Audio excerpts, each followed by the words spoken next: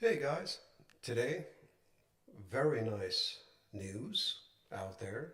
I'm sure you can relate. Check this out. This is what's going on in Canada right now. I am flabbergasted. Justin Trudeau says he intends to resign as Liberal Party leader and Prime Minister of Canada. His announcement this morning comes after months of pressure from within his own Liberal Party. I intend to resign as party leader, as Prime Minister, after the party selects its next leader through a robust, nationwide, competitive process. Last night, Wow, I'm shocked. I asked the President of the Liberal Party to begin that process. This country deserves a real choice in the next election, and it has become clear to me that if I'm having to fight internal battles, I cannot be the best option in that election. My friend Papa, he coincides and he relates, and he resides in Toronto. Thank you, Papa. I appreciate your comments privately between you and I. Let's continue. This is a huge shift. He was party leader for 11 years. He was prime minister for 9. He was elected 3 times, Martha, but the political writing was on the wall when the Conservative Party took a 20-point lead over the Liberal Party in the upcoming elections.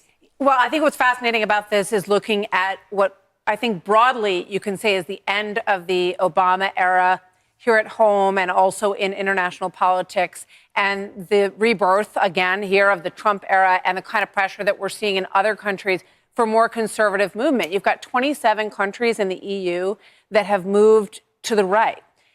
Here at home, 90% of counties moved to the right. And when you think about Trudeau, you think about him, the blockade, the truckers' blockade against the vaccine mandates in Canada. You think about his constant push for climate change while housing prices were rising and inflation was rising in Canada, being out of touch essentially with what was on people's minds and what was concerning Canadians. And so he's paying the price for that. I think we're seeing a lot of foreign leaders pay the price for that.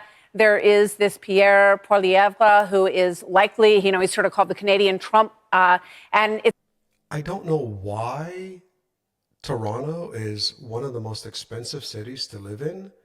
Tel Aviv, I think, is the most expensive, slightly more than Manhattan.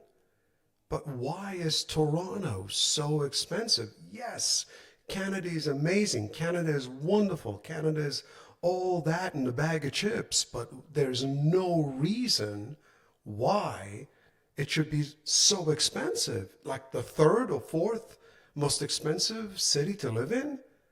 Ludicrous. Let's continue. and if President Trump has sort of a more kindred spirit north of the border. He sort of sailed into office on the coattails of his father's performance. And as he promised sunny ways for Canada, he wanted to combat climate change. He wanted to restore Indigenous people's rights. He wanted to do things like, stand with feminists. But the reality is that the country fell apart economically. So those things are, the Indigenous people's equality is absolutely paramount. But the things like combating climate change, these sort of fluff things paled in comparison to those under his watch that were struggling to put food on the table. And when you coupled that with his regulatory hammer, that was an incredible fist for him to rule with, and it didn't make any sense. And you remember that viral moment? It's all about putting money in the residents' pockets. And he clearly didn't do that. He obviously took a lot of kickbacks. Obviously. He's a politician. And he didn't play his cards right in Canada. Ruled for 11 years. It's like the worst nightmare of a dictatorship in some Arabian country, somewhere in, Syria, Lebanon. Same thing. It's the same dictatorship type of a situation. He got a lot of kickbacks, apparently. And now his reign is over with. Continue. moment where he interacted with a steelworker, I believe, who said, you're not really doing anything for us, Justin. And that sort of became the tenor of that entire country that said, you have not done anything for us other than stand at your pulpit with these sort of platitudes, sort of similar to a Gavin Newsom, And I think the other reality is that the global support for this movement, Poilievre's, the 20% lead of the conservative movement over his Liberal Party is astronomical. And now you're seeing that support reflected in Elon Musk, in others, as you said earlier, with Donald Trump's party and people and community, which are seeing that, and just across the board, regardless of international lines saying you need to be able to have a robust way to earn a livelihood and to stimulate economic growth and prosperity, or everything else falls apart. Jeremy, and the trucker protests early 2022 that Martha mentioned, that was huge. They were protesting public health mandates during COVID. And they had this Emergencies Act in Canada, passed in 1988, never before used. But oh, wait, Justin Trudeau uses it. Then there's this Bloomberg headline that banks were collecting information on the truckers. It was positively Orwellian, the way the Freedom Convoy was treated. That's exactly.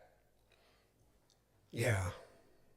Guys, this guy was an absolute menace.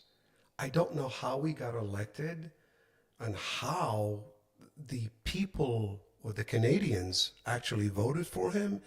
Was it a malice? Was it something that was not true? Or did he go through the same process that Donald Trump went through in the 2020 election, where everything was hoaxed through the Biden administration? Same thing with him and how he got elected? I don't know. One can commit the same crime. I have no idea. But the thing is, I'm so glad that he resigned.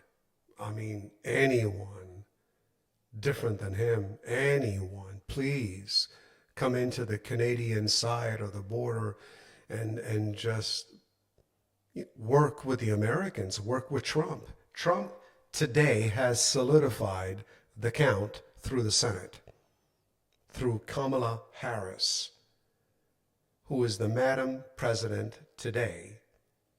She only has about 15 days left, or 14, 15 days left. And they did solidify Trump as the 57th President of the United States. It's interesting. After Mar-a-Lago, Trudeau visited Mar-a-Lago. He came back and this whole thing transpired. Interesting. Don't know how to make out of it. I mean, I would love to hear opinions from the Canadian sides, but we'll see.